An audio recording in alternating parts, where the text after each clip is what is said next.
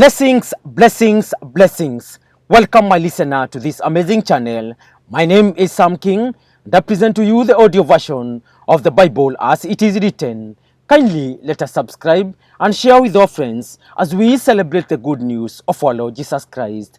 And today we will look into the book of 2 Samuel, chapter number 1, and I read, After the death of Saul, David returned from striking down the Amalekites and stayed in Ziklag 2 days.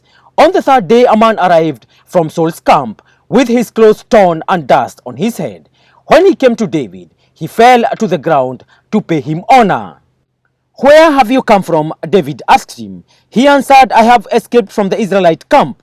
"What happened?" David asked. "Tell me." "The men fled from the battle," he replied. "Many of them fell and died, and Saul and his son Jonathan are dead." Then David said to the young man who brought him the report, "How do you know that Saul and his son Jonathan are dead?" "I happened to be on Mount Gilboa," the young man said, "and there was Saul leaning on his spear with the chariots and the drivers in hot pursuit. When he turned around and saw me, he called out to me, and I said, 'What can I do?' He asked me, 'Who are you?' 'An Amalekite,' I answered. Then he said to me, 'Stand here by me and kill me. I'm in the throes of death, but I'm still alive.' So I stood beside him and killed him, because I knew that after he had fallen, he could not survive. And I took the crown that was on his head and the band on his arm, and have brought them here to my Lord." Then David and all the men with him took hold of their clothes and tore them. They mourned and wept and fasted till evening for Saul and his son Jonathan, and for the army of the Lord, and for the nation of Israel, because they had fallen by the sword. David said to the young man who brought him the report, "Where are you from?" "I am the son of a foreigner, an Amalekite," he answered. David asked him, "Why weren't you afraid to lift your hand to destroy the Lord's anointed?" Then David called one of his men and said, "Go strike him down." So he struck him down, and he died. For David had said to him, "Your blood be on your own head. Your own mouth testified against you when you said, 'I killed the Lord's anointed.'" David took up his lament concerning Saul and his son Jonathan, and he ordered that the people of Judah be taught this lament of the bow. It is written in the book of Jasher.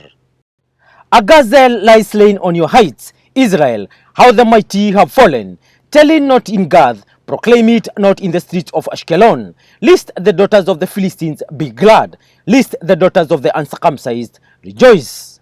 Mountains of Gilboa, may you have neither dew nor rain. May no showers fall on your terraced fields. For there the shield of the mighty was despised, the shield of Saul, no longer rubbed with oil.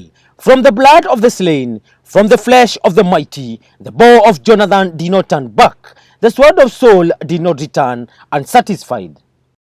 Saul and Jonathan, in life they were loved and admired, and in death they were not parted. They were swifter than eagles, they were stronger than lions. Daughters of Israel, weep for Saul, who clothed you in scarlet and finely, who adorned your garments with ornaments of gold. How the mighty have fallen in battle. Jonathan lies slain on your heights. I grieve for you, Jonathan, my brother. You were very dear to me. Your love for me was wonderful, more wonderful than that of women.